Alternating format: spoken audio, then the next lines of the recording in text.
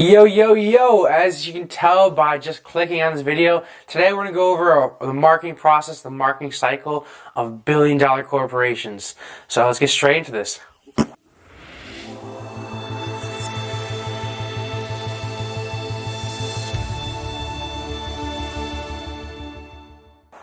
Alright, so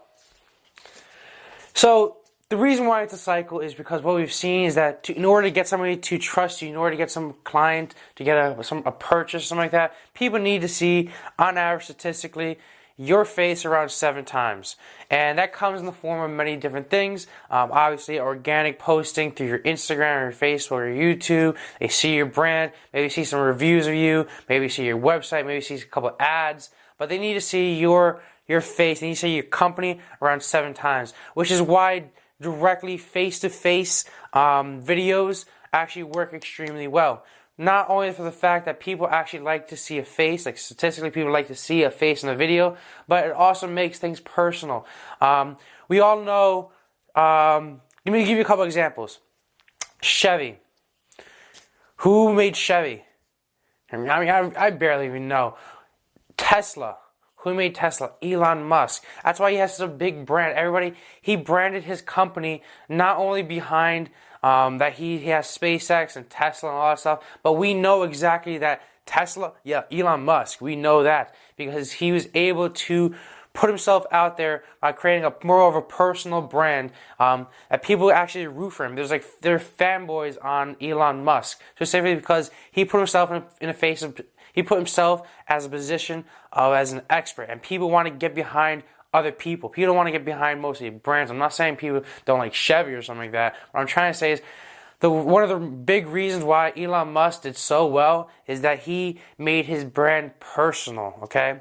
So enough of that copy. Let's get straight into this. The entire cycle of billion-dollar corporations and why you need to see them around 7 times before you actually start to purchase.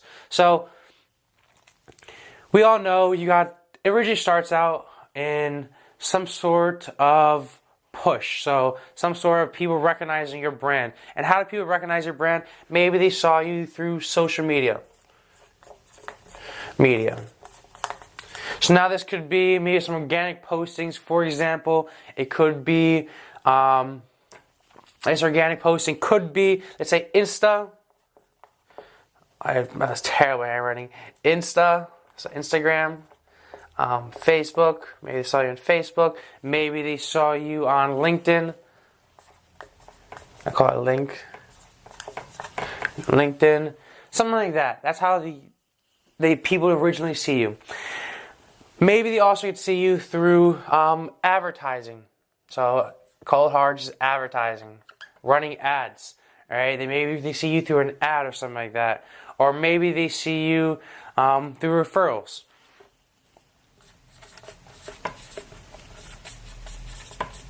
By the way, how I believe a business should truly be is that a business should be anywhere between 70 and 80% referrals. The rest of them should be cold outreach, which is like your actual ads. But let's continue to this.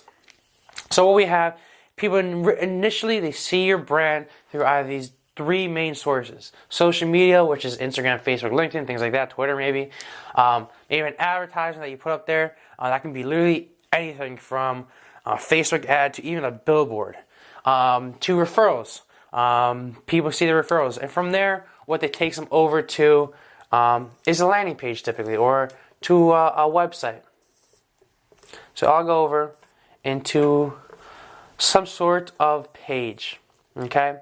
Some sort of landing page, some sort of website. Let's say this is a landing page, okay? That's why I mainly use.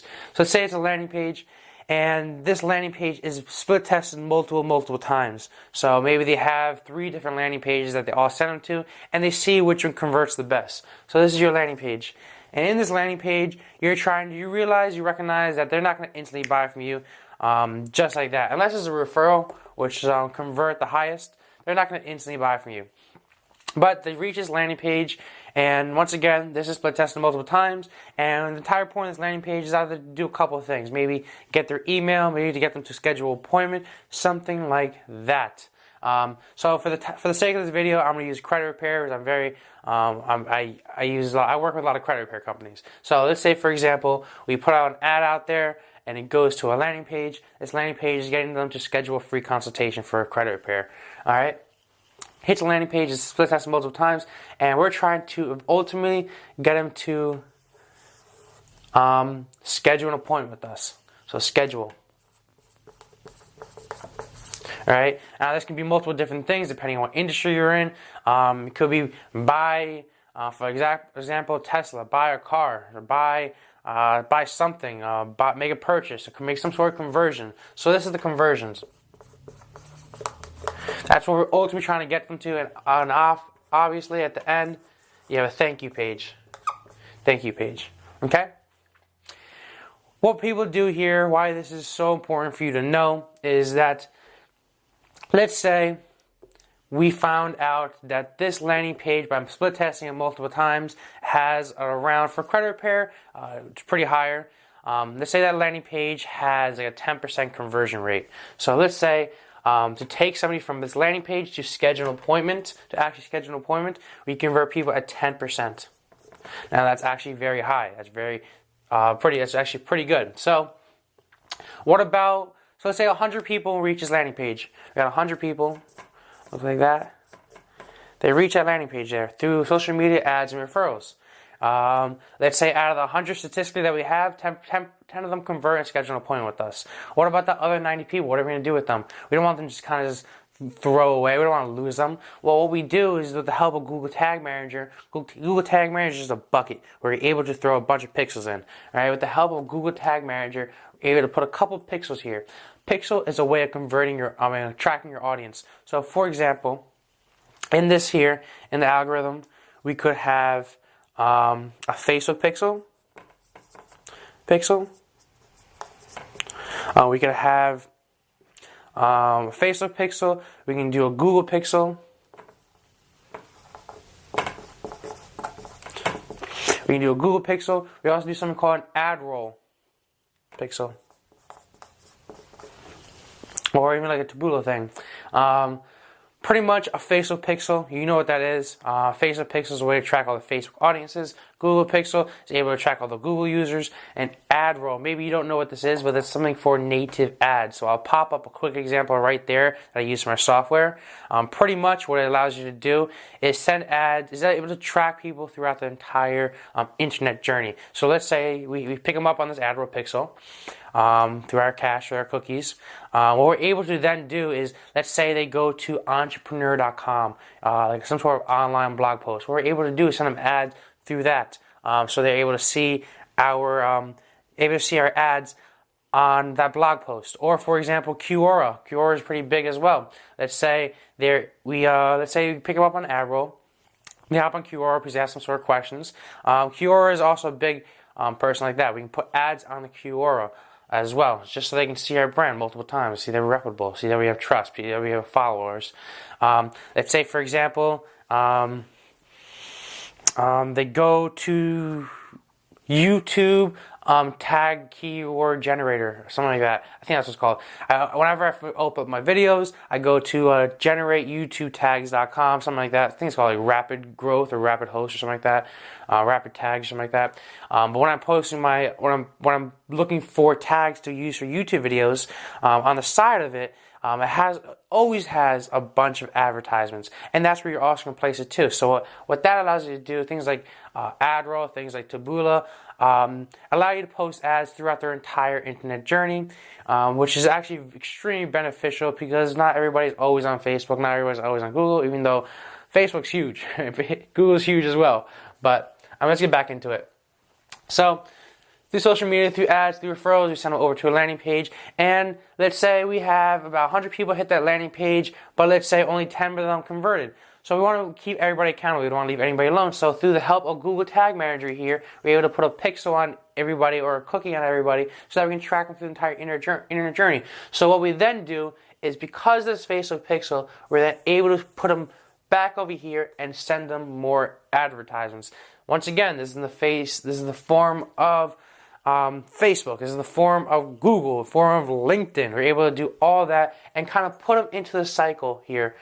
This is why I call it a cycle. We're able to put them into the cycle so that they consistently see your brand, so they consistently see you're their expert. We bombard them with a bunch of information of our reputation. Maybe when we do retargeting, we do testimonials. Maybe retargeting. Pretty much in our retargeting, this entire section right here, when we send them ads again, that entire time, that audience that we retarget, an audience, what I'm referring to, for example, on Facebook, is a batch of people that we're sending ads out to, all right? A specific audience that we retarget. But the entire purpose of this is to make proof on the second time around of any contradictions that they might have. We want to answer that. Any questions that they might have, we want to answer on the retargeting. So, for example, for like credit repair, some people might think, is hiring somebody to fix my credit, is that legal? And we're going to answer that with like, of course, yes, we can help you out with that.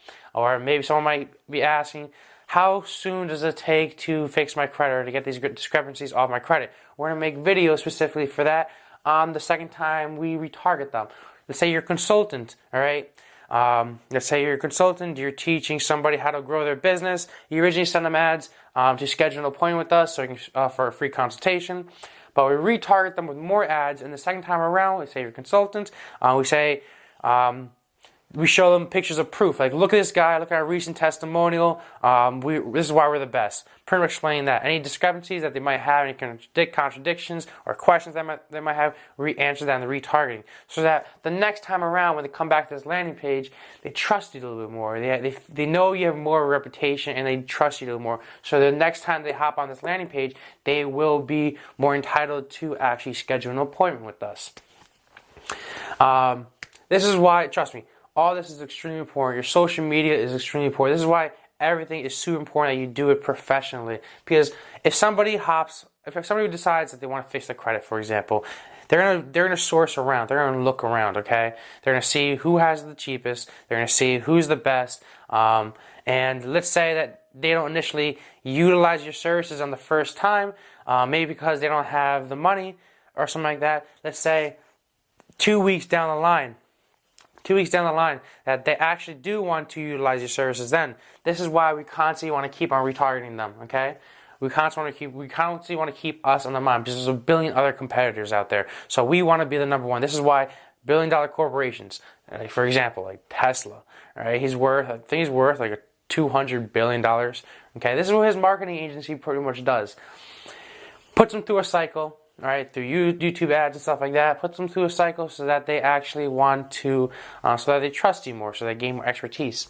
And this is again, why you need to keep everything professional. So your social media, for example, your Instagram, Facebook, and LinkedIn.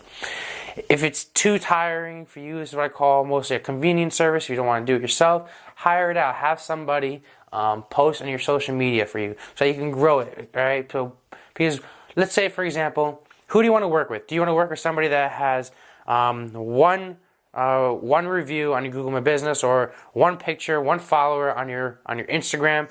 Or do you want to work with somebody that has 10,000 followers, that has 100 reviews on their Google My Business, that's constantly engaging and constantly posting their Instagram? Who would you rather work with? All right, so that's why that's super, super important, okay? Posting, keeping active on your social media. Your advertisements do have to be split tested multiple times to see which one converts better. All this is a big numbers game, okay? So things that we do, companies like me, we'll also do that as well. For ads, what we do is we split test them. We split test them multiple times to see which one converts the better. It's all numbers here, okay? So this one, for example, we put out 2 ads out there. This one has a better conversion rate or the click-through rate. Obviously, you want to use the one that it's a lower click-through rate. Next thing is referrals. 70 to 80% of your business should be referrals, like I said.